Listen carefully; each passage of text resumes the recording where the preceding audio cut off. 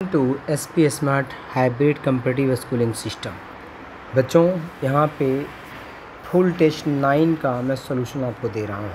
Question number 1 में कहा है the length and breadth of a metal sheet are 2.214 metre and 2.002 metre respectively.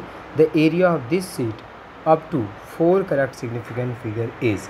सो हम जानते हैं एरिया इसका लेंथ इंटू ब्रेड्थ होता है।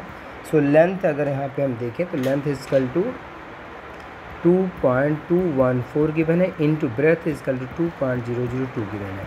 जब इसको आप कैलकुलेट करोगे तो कैलकुलेट करने के बाद आंसर आ जाएगा 4.432428।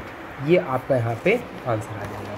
सो यहाँ पे हम देखें तो डेसिमल के बाद 3 नंबर है, 3 डिजिट्स है हमारे पास, तो हमें भी जो सिग्निफिकेंट फिगर रखना है उसमें डेसिमल के बाद 3 डिजिट हमारे पास होना चाहिए।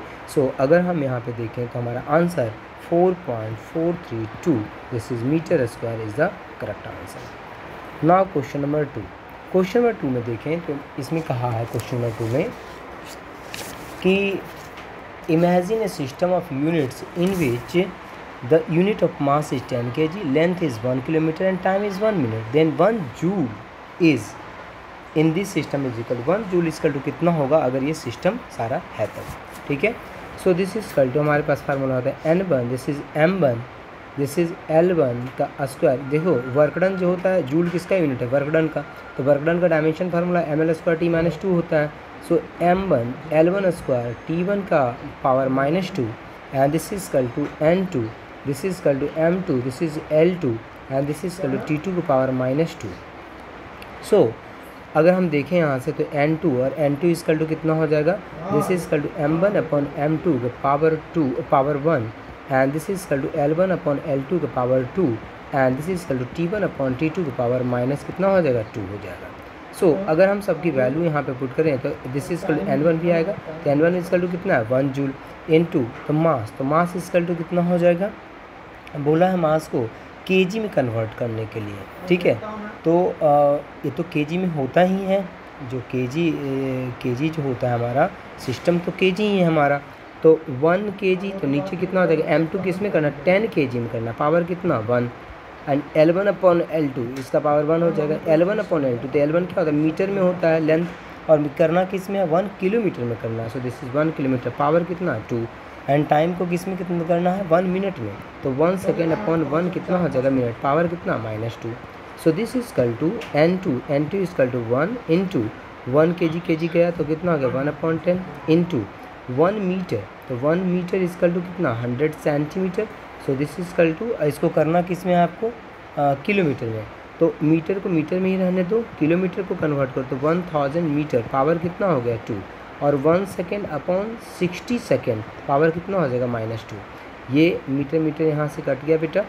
सो दिस इज इक्वल टू यहाँ से आ जाएगा N2 इक्वल टू 1 तो यहीं 1/10 इंटू 1000 के पावर 2 मतलब 10 की पावर कितना हो जाएगा 6 इंटू सेकेंड कटेगा तो 60 के पावर -2 तो ऊपर चला जाएगा तो 60 इंटू कितना हो जाएगा 60। जब इसको हम सॉल्व करेंगे तो सॉल्व करने के बाद हमारा 36 इंटू 10 पावर -5 आंसर हमारा आएगा। नाउ क्वेश्चन नंबर 3 को अगर हम देखें तो क्वेश्चन नंबर 3 में कहा है आपसे कि एक newton second is the unit of, newton second किसकी यूनिट है, तो इम्पल्स की होती है। Impulse J equal to force into time होता है, so unit equal to newton second. Now question number 4 को अगर हम देखें यहाँ पे तो क्वेश्चन नंबर 4 में कहा है A particle moving in a straight line covers half of the distance with a speed of 3 meter per second. The other half of the distance is covered in 2 equal time interval with a speed of 4.5 meter per second and 7.5 meter per second respectively. The average speed of the particle during this motion is. So, average speed is equal to कितना होता है, so average speed is equal to this is equal to total distance upon total क्या होता है time होता है। So V average and V average equal to हो जाएगा D upon D/2 into 3 and plus कितना हो जाएगा T2 फॉर सेकेंड हाफ के लिए क्या आ जाएगा, ठीक है। फॉर अगर सेकेंड हाफ हम देखें तो दिस इज़ D/2 तो d/2 जो है आपका d/2 में कितना इसको ये लग जाएगा, तो 4.5t and plus this is 7.5 कितना लगेगा t लगेगा। अब इसकी वैल्यू पुट करते हो यहाँ पे, तो यहाँ से अगर हम निकालें तो t इजकल टू सॉल्व करोगे तो कितना आ जाएगा d/2 इंटू कितना आ जाएगा 12। सो दिस इजकल टू यहाँ से निकालें तो 2t इजकल टू कितना हो जाएगा, this is t2 and t2 equal to d/ कितना हो जाएगा 12 हो जाएगा।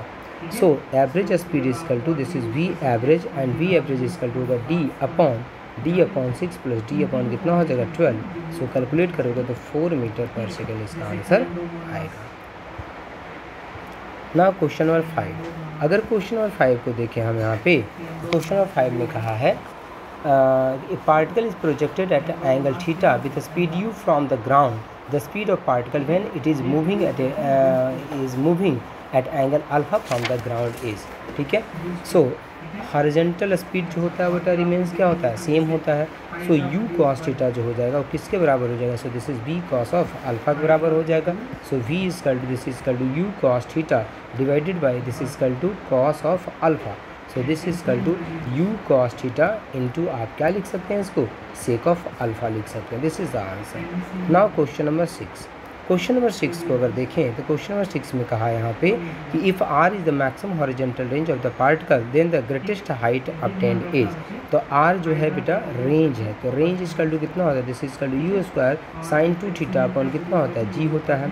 रेंज मैक्सिमम कब होता है, जब थीटा इजकल टू आपका 45 डिग्री होता है। So maximum height is equal to u square sine square theta upon कितना होता है, दिस इज 2g होता है। So this is equal to ये कितना हो जाएगा, दिस इज u स्क्वायर और साइन 45 1/2, सो दिस इज 1/, कितना हो जाएगा 2 into 2g। So this is equal to u square upon कितना हो जाएगा 4g।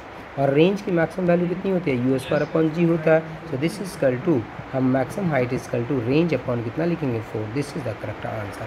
Now question number 7, question number 7 में कहा है यहाँ पे a man slides down on a telegraphic pole with an acceleration equal to 1/4 of the acceleration due to gravity. The fractional force between man and pole is equal to in the form of man's weight W is. तो देखो यहाँ पे एक पोल है, ठीक है, उस पे से मैन जो है आपका आ रहा है। तो जैसे यहाँ पे मान लिया जाए ये हो गया आपका, ठीक है। सो इस पे बेटा यहाँ पे फोर्स कितना लग रहा है, ऊपर कितना लग जाएगा F and G Y force जो नीचे आ रहा है। सो वेट यहाँ पे कितना हो जाएगा, this is equal to mg हो जाएगा। So man is sliding down the telegraphic pole with acceleration of g/4. So this is equal to mg minus f and this is equal to mg by कितना होगा, net force is equal to mass into acceleration. So this is equal to f is equal to this is mg minus this is mg/4। So this is equal to f is equal to कितना हो जाएगा, this is 3 mg कितना हो जाएगा 4। So this is f is equal to हम लिखें तो 3w upon कितना हो जाएगा 4। This is the correct answer. Now question number 8, question number 8 को अगर हम देखें तो असर्शन एंड रीजन है potential energy is possible only in the conservative force field. Potential energy is possible only conservative force field. तो ठीक है, ये तो करेक्ट है। और if work done by the force depends on the path the force is conservative. No, work done अगर point पे depend करता है बेटा सिर्फ इनिशियल और फाइनल पोजीशन पे, तब वो कंजर्वेटिव होता है। मतलब कि पार्ट फर्स्ट जो है करेक्ट है, पार्ट सेकंड जो है करेक्ट है। So second part is the correct answer. Now question number 9, question number 9 को अगर हम देखें यहाँ पे क्वेश्चन नंबर 9 में कहा है ये particle moves r1 is this and r2 is this and the force is this. तो work done is equal to work done is equal to हम जो जानते हैं F डॉट कितना हो जाएगा dr। So what is dr, तो dr is equal to this is r2 minus this is r1। तो यहाँ से माइनस करेंगे हम इसको। So this is equal to r2 is equal to 14i cap plus 13j cap and कितना हो जाएगा प्लस 9k कैप माइनस यहाँ पे हो जाएगा this is equal to 3i cap plus 2j cap and minus कितना हो जाएगा 6k कैप। सो dr की अगर वैल्यू यहाँ पे फाइंड करोगे तो dr इज इक्वल टू हो जाएगा आपका dr इज इक्वल टू हो जाएगा this is equal to 11i cap and plus 11j cap and plus कितना हो जाएगा 15k cap. So work done is equal to f, तो f इज इक्वल टू कितना this is 4i cap plus 3j cap and plus 3k cap sorry 3j cap सिर्फ plus 3k cap and dot product 11i cap plus 11j cap and plus 15 कितना है k cap. सो अगर इसको solve करोगे आप तो solve करने के बाद जो है आपका आंसर यहाँ पे 100 जूल आपका आंसर आएगा।